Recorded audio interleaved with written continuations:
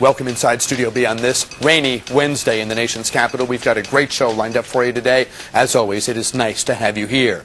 Members of Congress spent this day questioning top administration officials about President Barack Obama's troop surge plans for Afghanistan. And many lawmakers are already expressing misgivings about it.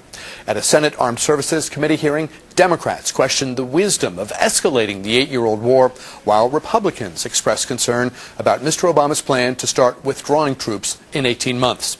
We'll get in-depth reaction and analysis from two men who know the region. But first, the latest from CNN's Sandra Endo. The president's new strategy in Afghanistan: the faster more U.S. troops get in, the sooner America can get out of the war. The status quo is not sustainable.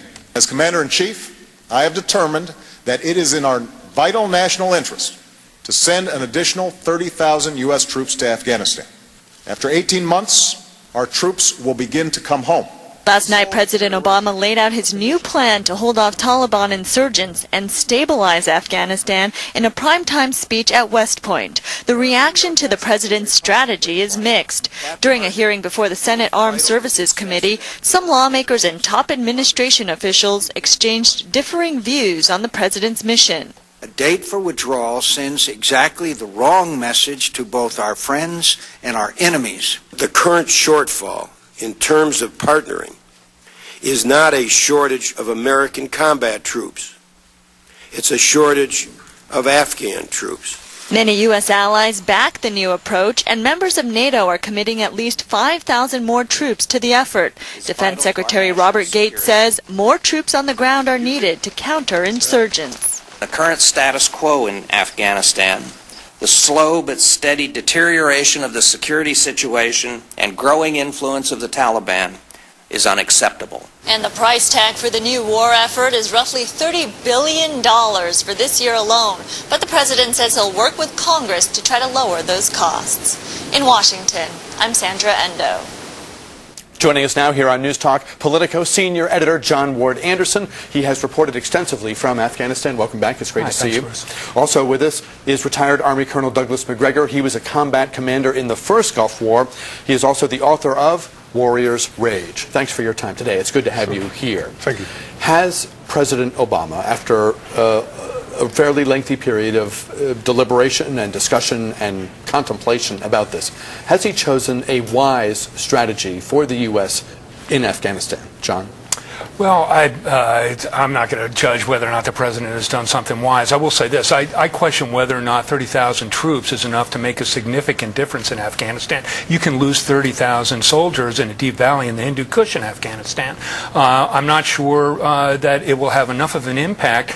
Furthermore, that he'll be able to begin a significant drawdown by July of 2011. So it might sound to folks outside the military like a huge commitment, like a lot of bodies. Yes. But you're suggesting that given the challenges in this part of the world, it might not be so. It's, the problems in Afghanistan are long-standing. Everybody knows them, and they're really complex and they're really severe. You've got to combat the drug trade. You've got to stop corruption. You've got to find al-Qaeda, and you've got, most importantly, you've got to bring security to the Afghan people. And I just don't know that an additional 30,000 U.S. troops is going to be able to achieve that. Colonel Macgregor.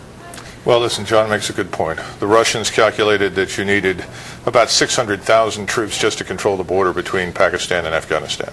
So if that's any indication at all, the notion that 34,000 will make any real difference is ludicrous. It's a gesture.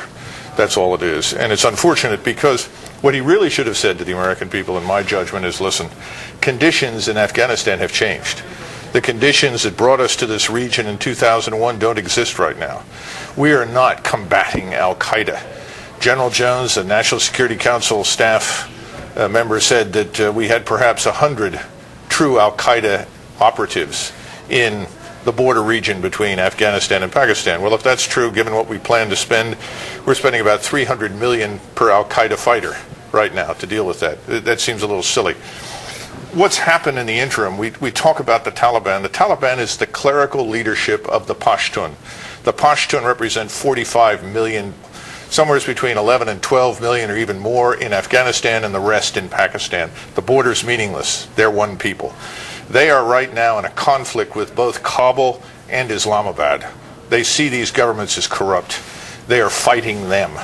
Unfortunately, we're there. and we're foreigners, and we're unwanted, and so they're fighting us. Beyond these people, you have other groups, the Uzbeks, the Tajiks up in the north that worked with us in 2001. They constitute most of the troops that are in the police and the military, and they're not wanted, obviously, in the Pashtun areas. And then you have the Hazara, who are down in the western corner, and they're really Persians, and they're connected to Iran. They're not part of this per se. Some are, but very few. This is really a Pashtun issue.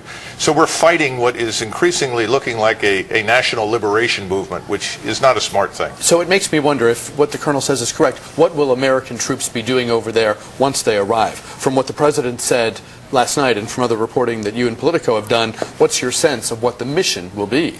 Well, he didn't lay out the mission all that concretely last night, but I think one of the key things that he's hoping that the U.S. troops are going to do is build up the Afghan army and the Afghan police force. There's only about 180,000 of them right now. That is woefully inadequate to take over when the U.S. troops prepare to leave. So, you know, one of the key things they're going to be doing, I think, is beefing up the Afghan security forces, and then they're going to be patrolling in the south and the east of Afghanistan, along the border area with Pakistan, which is where Al-Qaeda and most of the Taliban are located. Curious